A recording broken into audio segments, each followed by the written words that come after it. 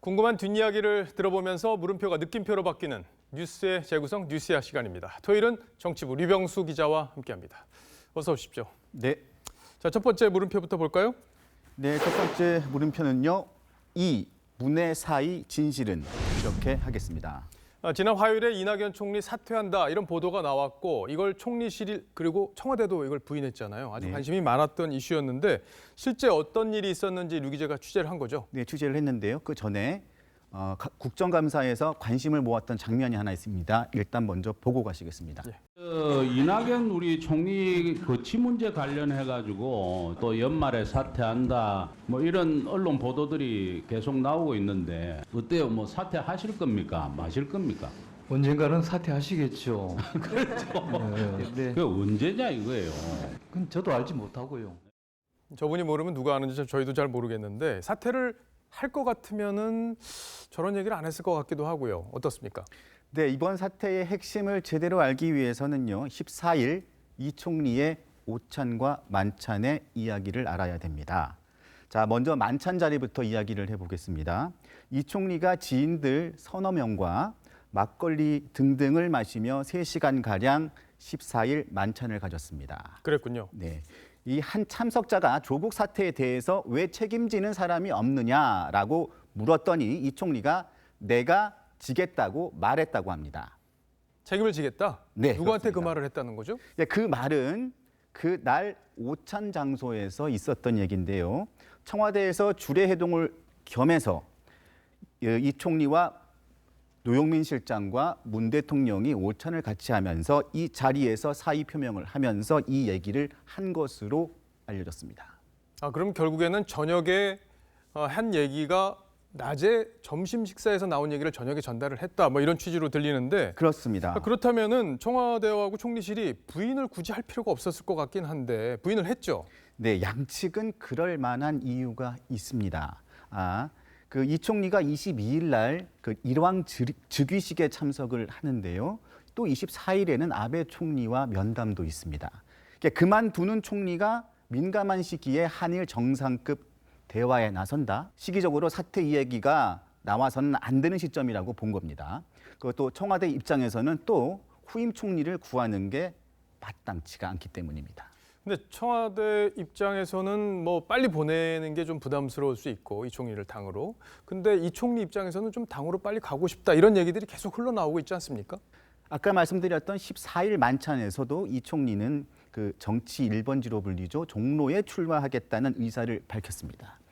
친문 진영에서는 막판까지 이 총리가 총리직을 유지하면서 세종시에 출마하는 게 좋겠다는 의견도 나오고 있습니다. 세종시. 네. 그러니까 일각에선 종로 출마설도 있고 또 세종시 출마설도 있고 어떻게 정리될지는 좀 더 지켜봐야 될 것 같네요. 네, 그래서 오늘의 첫 느낌표는 술자리에서 드러난 속내로 예. 하겠습니다. 자, 그렇다면은 화요일 날 나온 보도가 아주 틀렸다 이렇게 보긴 어렵고 이 총리가 조만간 사퇴 쪽으로 가닥을 잡을 가능성도 있다. 다만 일왕 즉위식에 참여하고 온 다음에 그 뉴스들이 좀 본격적으로 굴러가겠다. 이렇게 좀 정리를 하면 될 것 같네요. 네. 자, 다음 뉴스도 한번 살펴보겠습니다. 다음 물음표는 뭔가요? 들끓는 속내는으로 하겠습니다. 예, 조국 정국에서 여당에서 여러 가지 이야기들이 있었는데 이 특히 수도권 의원들 그리고 PK 의원들 이 속내가 좀 우리가 생각하는 것보다는 굉장히 복잡하다 이런 얘기들이 나오고 있더라고요. 매우 복잡합니다. 특히 법사위는 그 민주당 의원들은 수도권 의원들이 많이 포진해 있습니다. 이들은 당 지도부와 청와대에다가 이 호소한 내용이 있었습니다. 어떤 호소를 한다는 겁니까? 한마디로 창피하다. 또 지역구민 만나기가 힘들다. 청문회까지는 엄호를 했지만 국정감사까지 편을 들기는 힘들다.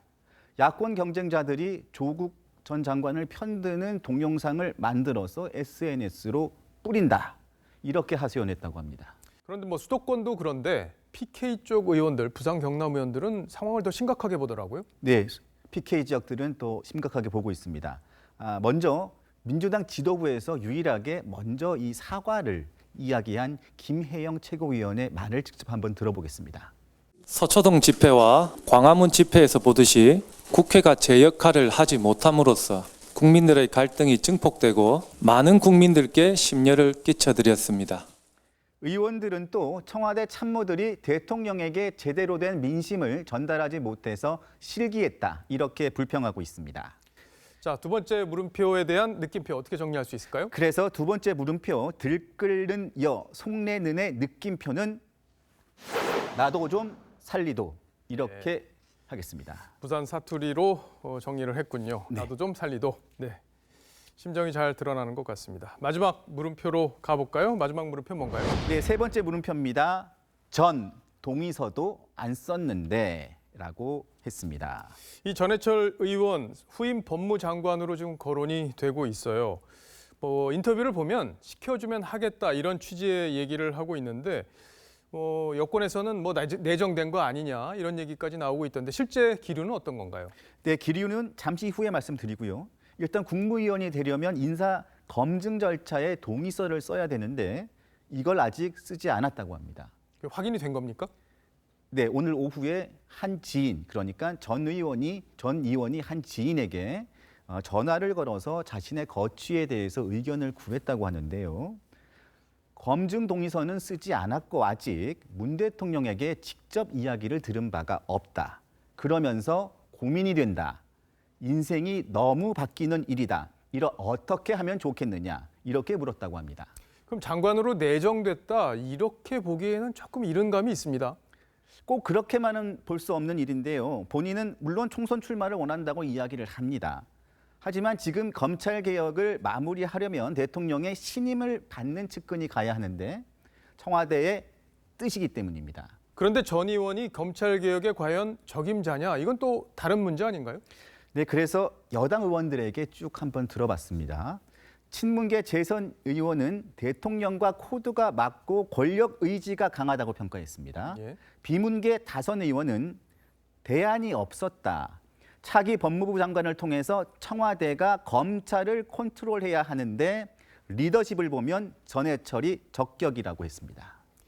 근데 이 검찰개혁이라는 게 정권의 입장에서 보는 검찰개혁도 있지만 이 핵심은 권력으로부터의 독립이다.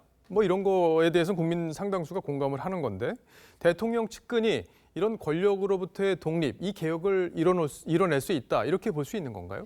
그래서 야당 의원들이 반발하고 우려하고 있는데요. 만약에 이번 인사가 된다면 청와대가 검찰을 장악하려고 한다는 가장 큰 증거라고 그렇게 비판하고 있습니다. 그러니까 전 의원이 개혁 의지도 있고 검찰 힘 빼기라는 문 대통령의 어떤 개혁 방향 이걸 할 수 있는데 그렇다고 해서 권력으로부터의 독립 이것까지 이뤄낼 수 있다. 이렇게는 야당에서는 보지 않는다. 이렇게 정리를 할 수 있겠군요. 네. 느낌표는 어떻게 정리하면 될까요? 그래서 세 번째 느낌표입니다. 전 동의서도 안 냈는 데는 서초동으로 향하는 문 측근으로 하겠습니다. 예, 알겠습니다. 네, 오늘도 깊숙한 정치권 이야기를 유병수 기자가 잘 정리해 줬습니다. 감사합니다.